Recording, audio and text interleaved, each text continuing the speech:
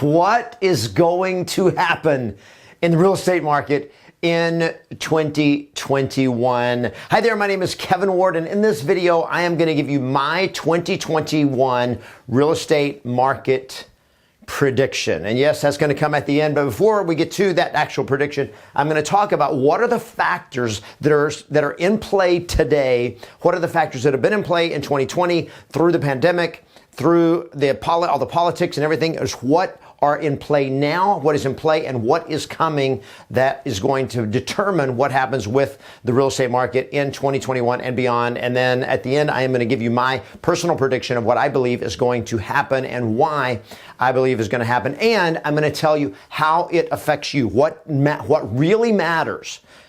At the end of this video, I'm going to tell you what really matters if you want to be successful as a real estate agent, regardless of what happens in the real estate market. So let's talk about 2021 real estate market prediction. What's happening right now, and what are the factors that will determine whether the real estate market is going to continue to go up or if it is time for the bubble to burst and everything to come tumbling down. So here are the direct factors that are going to be at play in 2021 when it comes to the real estate market. Obviously, number one, I'm going to talk about direct factors, and then I'm going to talk about the indirect factors. So the first factor, obviously, are actual housing prices. That's the first thing. What is the housing prices doing? Are they going to go up? Are they going to go down? Now, here is what we know for sure. Home prices have, in most of the country, in most of the United States and beyond, they have continued to go up. Now, there's some factors we're going to get into of why that is happening, but I want you to notice something. And that is that the Case-Shiller index, which really indexes home prices over long periods of time, adjusted for inflation. How and where are home prices today? And here is the thing, that when you look at home prices adjusted for inflation, since 1900, in 120 years, there have really only been two housing bubbles in the last 120 years. The first housing bubble was from 2000 to 2006. That was the very first one. If you go all the way back to 1900, based on inflation, based on the actual value of the dollar and the prices based on inflation, there has really been a pretty flat line for over 100 years of just prices were pretty much the same, with the exception of the Great Depression, when home prices dropped for a period of time, but that they came back and they pretty much maintained for literally a century. And then something happened around the turn of the millennium, where the feds got involved, government started doing all kinds of weird stuff, and all of a sudden you started seeing the financial market started doing some weird stuff with mortgages and so forth, and all of a sudden you started seeing a housing bubble from 2000 to 2006, and then it burst. The second time in the last 120 years where there has been a housing bubble, according to the Case-Shiller index, is from 2012 to 2021, where we are today. Now, I want you just to notice that from 2000 to 2006, we had a bubble that popped in 2006, 2007, and it was 6 years before home prices bottomed out in 2012, and then it went right back into a new bubble. So that's important. In other words, whenever a bubble pops, it does not pop for 6 months. It is a long-term adjustment that is coming. So one, home prices right now are high, and historically they are in an extreme bubble right now. By the way, the NAR just announced that in 2020, there were more homes sold in the United States than there have been sold in a year in 14 years. Now, what was 14 years ago? It was 2006. The last time we were at the very top of a bubble. So just looking at history, these are things to take into effect of where are housing prices today. Based on history, housing prices today are extremely high. What does that mean for the future? It means we're in a bubble. Okay? And bubbles at some point burst. The question is when? So what are the factors that are going to determine in 2021, are prices going to continue to go up? Are they going to level out, or are they going to go down? So here are the other three direct factors. One is your interest rates. Interest rates are a big deal when it comes to buying houses, right? Because the lower interest rates are, the more buying power your dollar has. And a lot of the price increases over the last several years have not been so much because the economy has gotten better or because wages or income has gone up. It's because the buying power has increased because the interest rates have gone down. All right, so that's the second direct factor. The third direct factor is actual income. How much money are people making? If you're making less money, you can't buy as much. If you're making more money, you can buy more. Okay, so what is happening to the income? Well, we have been in a economic downturn since coronavirus hit where wages have suffered. Now, there's some people making more money and there are some people making less money. That's going to come into the indirect factors that affect the housing market. But one is how much money are people making? Okay, number four, and the fourth thing then is actually the inventory. And that comes into the amount of inventory then is the main driver of the concept of supply and demand. When you have a low supply and high demand, there's more demand than there is supply. It's a seller's market. When there is more supply than there is demand, it is a buyer's market. And we are still and have been in a market where there is less supply, there is less inventory than there is demand, and therefore prices have continued to go up. But these are the factors, these are the direct factors that are going to determine what is going to happen in 2021 to housing prices as we go forward. Now let's talk about some indirect factors, the associated factors that will also come into play here. So one is employment. Okay, jobs. Okay, because jobs, not only how many people have jobs and how many people don't have jobs, but also how well are the jobs paying. So wages also is a part of that. Okay, again, it goes back to this idea of income, but the real economy is based on how much money people are actually making. Are wages going up or are wages going down? And how many people are actually employed? How many people are not employed? Again, it is not directly determining the housing market, but it is an indirect factor in it. The second thing are emotions. How do people feel about the housing market? How do buyers feel? How do sellers feel? Are they confident or are they cautious? Do they believe things are going to continue to go great? It's a great time to buy. It's a great time to sell. What are buyers and sellers feeling? Where are their emotions? Now, right now, buyers are like, okay, interest rates are low. There's no houses, man. We got to buy. We got to buy. Sellers are like, we're not selling right now. For whatever reason, but the emotion is not like, oh my gosh, we got to sell. So you don't see people rushing to the market to sell their home. What you see is people fighting to get a home. So there is this sense of emotion, this feeling that I have to buy a house today. Now that's for people that are actually in the market. There just happens to be more of those than there are in most markets of people selling. Okay, number three, the third indirect driver is going to be inflation. Inflation, deflation, stagflation. Are prices going to go up? Is the value of the dollar going to go down? Is it going to stay the same? Is it going to go up? As the Fed continues to print more money, push more money into the economy, into the financial sector, into the markets, the dollar over time has to become worth less because there are more of them without anything else backing it up.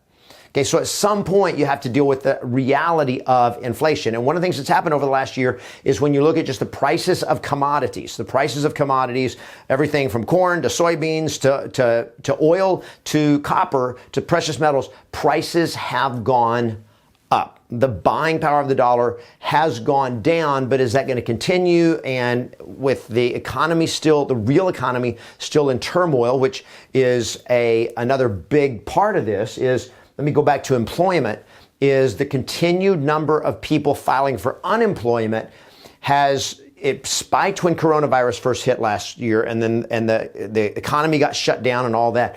And then it came back down, but it's leveled out. By the way, it has leveled out for now months and months and months at record territory. In other words, pre-pandemic, there was never a month, never a week where we had as many people filing for unemployment as we have had now every single week, week in and week out now for over coming up on a year. Actually, it's really when this all started happening was in April of 2020. So the fact that there is a lot of unemployment is still a big part of this. Now, this is the fourth indirect factor, and I'm going to call this intervention. intervention into the whole game of the economy and the housing market. And what am I talking about? I'm talking about, we'll just call them the big boys. I'm talking about the powers that be, the government and the Federal Reserve. I'm talking about the stimulus that is coming from the government, from the Federal Reserve, that is being pumped, the things that are being pumped into the economy to keep it moving, to keep it going, to keep things rocking, to keep the housing market strong, to keep the stock market going, to keep people having money and all of that kind of stuff. How is the government and the Fed, so we'll just call them the powers that be, how are they going to intervene? So there's ways that they intervene in positive ways to boost, and there's other ways they've intervened that stop things. For example, the lockdowns. So lockdowns, what do? They stagger the economy. Now, whether you believe that they help stop the spread of COVID or not does not matter. What matters is we know for a fact that lockdowns cost people jobs, they cost businesses, they make businesses close, and they make some businesses go out of business and other businesses just to make less money. All right. Bottom line is that drives the economy, the real economy, down. Okay, when you drive the real economy down, income at some point is going to be affected by all of that. Okay, but what else has the big boys, the intervention, done? Well, one is keeping interest rates low. Artificially keeping interest rates low has a major impact on what happens with mortgage rates. When they keep pumping money into the markets and the economy. What is going to happen now in 2021?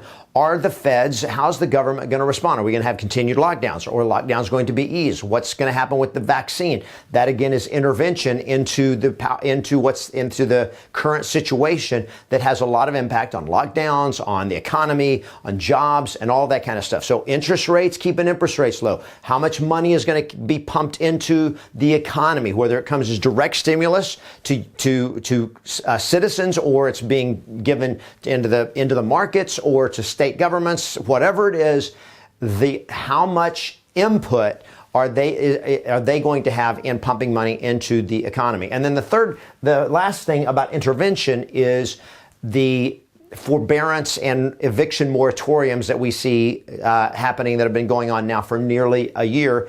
And people that have mortgages, not making payments, can't afford the payments, so they go into forbearance, which means they don't have to make payments.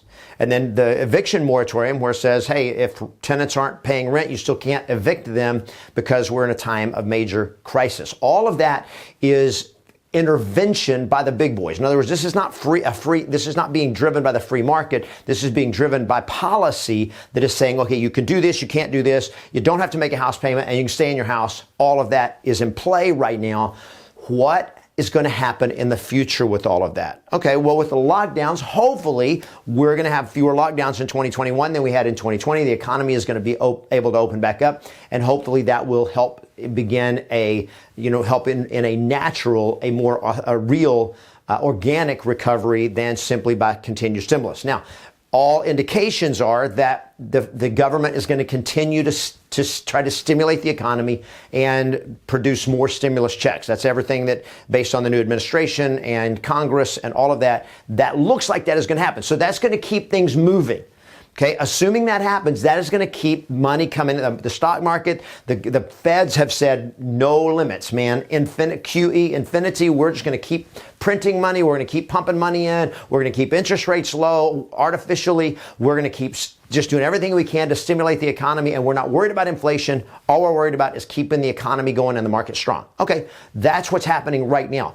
That being the case, based on that, then the housing market will continue, the things that are driving it. People will still have money, you still have income, and you still have a lot of people making a lot of money. And then you have almost this idea of the rich are getting richer and the poor are getting poorer. That's a problem. It's a dichotomy. It's way beyond the scope of where I'm going to be able to go in this particular video. But interest rates stay low. Income, people continue to have money. Okay, certainly people that are in the market to buy a house. The inventory, because forbearance is continuing, nobody that needs to sell has to sell.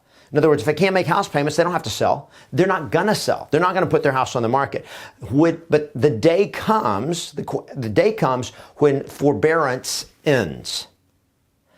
The question is, when is that going to come? So 1 year from when the pandemic really started, we're talking about March and April of 2021. Coming up this spring is, if that first 12 months of forbearance, if that starts ending for people, whether it's not extended or whether people just look at it and go like, man, we've been out of, I haven't been making a house payment in months and I'm not going to be able to make it.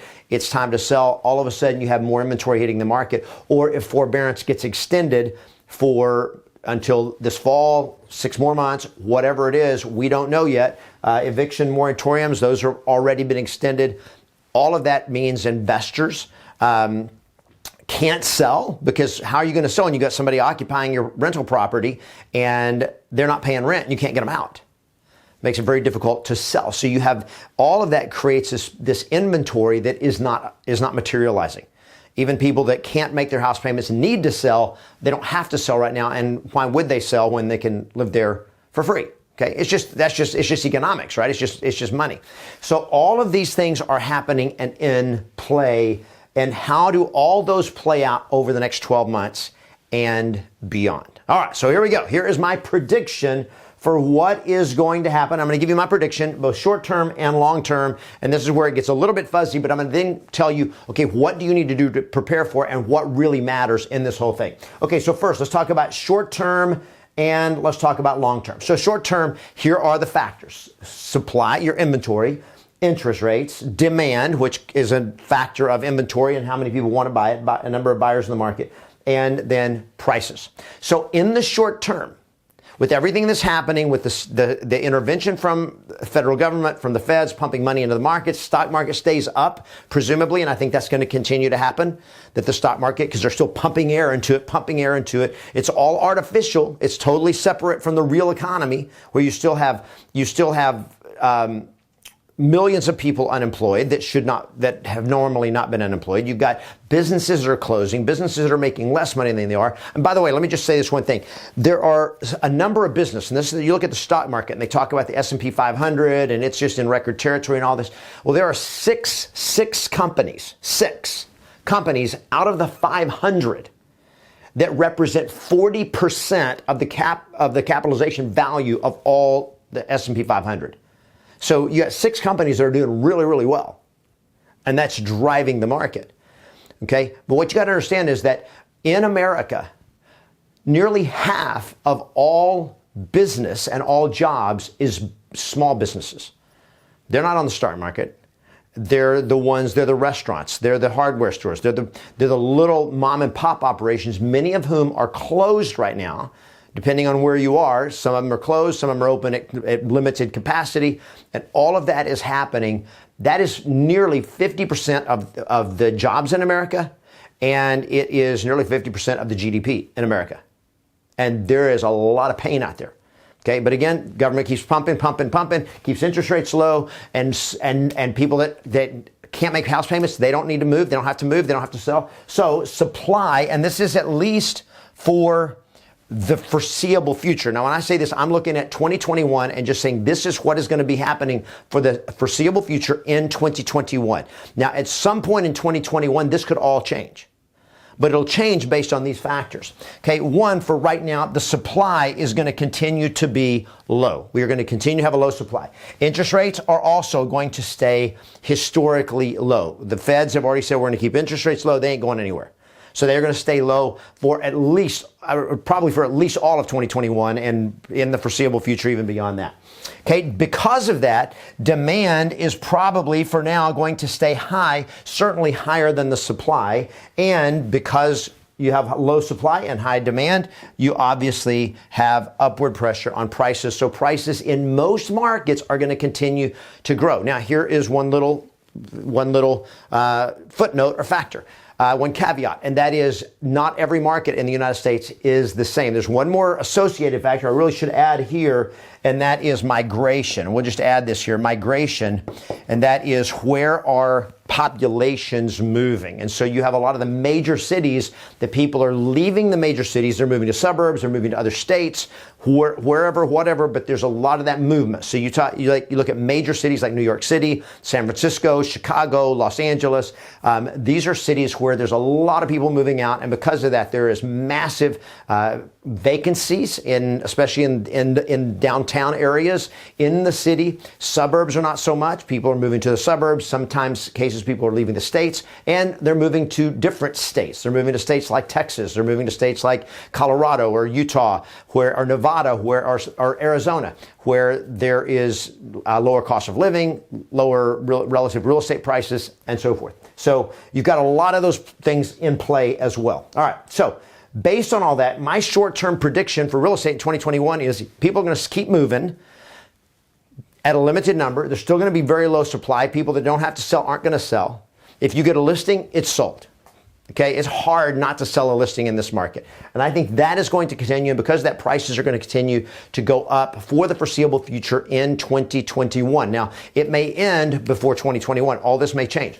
Long-term prediction. Here's what's going to happen. At some point, everything turns. Everything that's happened for the last year in the economy and for the last 8 or 9 years now in housing prices, we are clearly in a bubble. The stock market, clearly in a bubble. Now, again, you go back to the factors that are driving this. Okay, housing prices are staying up. Why? Because inventory is low. Income for people that can buy is still there. And interest rates are still low. Now, what's going to happen as we go forward here long term is when forbearance ends, when you look at all these indirect factors, when you look at the employment situation and it continues to get worse or it doesn't get better, emotions, if all of a sudden people get scared, and this is what happened in 1929 when the Great Depression started, was panic. And they still can't put their finger on what exactly was it that caused everybody to freak out. I don't know, but they freaked out. So at some point, emotions turn. If consumer confidence goes ballistic and people start freaking out and they start panicking on Wall Street, if Wall Street starts to tumble, all bets are off.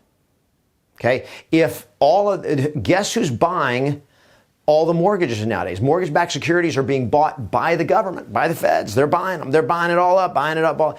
What if those debts start going insolvent? What if all that starts collapsing? There's the collateralized debt obligation. There is a bubble in place in the financial markets that is rivaling, if not surpassing, what happened during the global financial crisis 2008, 2009. So all of that is in place. Inflation, if inflation starts kicking up, prices start going up. Now, we still may see a period of deflation. There's, again, so many factors that could happen. Again, government policy, there comes a point where stimulus quits stimulating.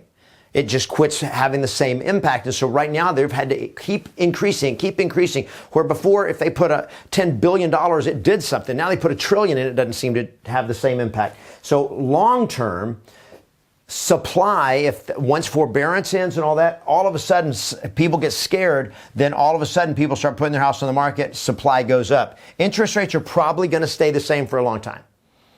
Okay, they could start going up at some point in the next year, but probably not. Okay, demand, if people start freaking out, if employment keeps not working, people aren't getting jobs and on all of that, boom, you could have a drop in demand. This is when you get into a problem. And all of a sudden, when that happens long term, prices are going to fall. The biggest factor in all this is the fact that we are clearly and definitely in a housing market bubble, a housing bubble and a stock market bubble. And historically, all bubbles pop. Now, here's what I'm going to tell you. It doesn't matter.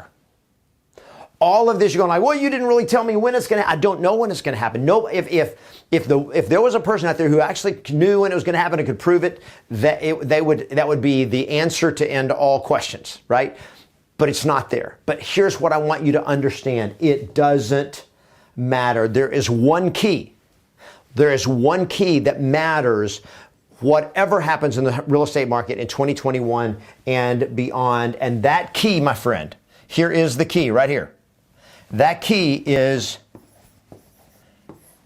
it's you. I'm going to tell you something. In 2020, the average realtor in the United States who had been in the business less than 2 years made less than $10,000. And according to NAR, there were more home sales in 2020 than ever before since 2006. And yet the average new realtor was still making less than $10,000. What does that tell you? It ain't the housing market, my friend. I had new agents in their rookie year making $100,000, $200,000, $300,000 in their first year, while the average was only making $10,000, less than $10,000. What does that tell you? The key is not the market. The key is what you do. It's how you prepare. It is how prepared you are and how productive you are. It is how equipped you are and how effective you are in the current market, whatever it is, whether the market is changing and where you're having to adapt, or whether the market is just keep going on and you simply have to perform. But here it is. The key is you. And here's what happens, and that is winners don't wait. Winners find a way to win. And what I'm going to tell you is that if you're a real estate agent or you're thinking about getting into real estate or whatever it is it a good time to get into real estate? Well, it depends. Are you willing to do what it takes to win? Then absolutely. Is it a great time to be in real estate? Is it a great time to get into real estate? Is real estate going to be good, or is being a realtor going to be a good thing in 2021, 2022, 2023? If you're committed to doing whatever it takes to win, when the reality is most agents won't. In 5 years, 80% of the real estate industry will be gone. And that's just because that's the way it's always been. I've been in real estate for decades, over 2 decades. And here's what I know. Every 5 years, there is an 80% turnover in the industry, which tells you that 80% of realtors fail every 5 years, And it doesn't matter. Good market, bad market. 2008, 2009, over 400,000 realtors got out of the business. That's what happened the last time there was a market downturn. Whenever it comes, what are you going to do? It's going to be up to you. Don't wait to see what's going to happen in the market. You get prepared, you get equipped, you get trained so that whatever happens in the market, you, my friend, can win. That's where I come in. Yes Masters Real Estate Success Training, what we do is we help agents win regardless of the economy, regardless of the housing market, regardless of where they live, regardless of how long they've been in real estate. If you want to win, I can help you with that. Now, the next thing that I would invite you to do is join me at Agent Mastery Live, which is 3 days of full, intense training on how to start a business, how to build a business, and how to win in this economy in 2021 and beyond. Just go to agentmasterylive.com and get your ticket today, and I'll see you at agentmasterylive.com. Now, I hope this has been helpful for you. If it has, make sure you give the video a thumbs up. I want to hear your comments. What are your thoughts? What did I miss? What would you add? If you don't like the video, give it a thumbs down, but please leave me a comment and tell me why you give it a thumbs down. Subscribe to the channel if it's your first time here. Play to win and always expect yes.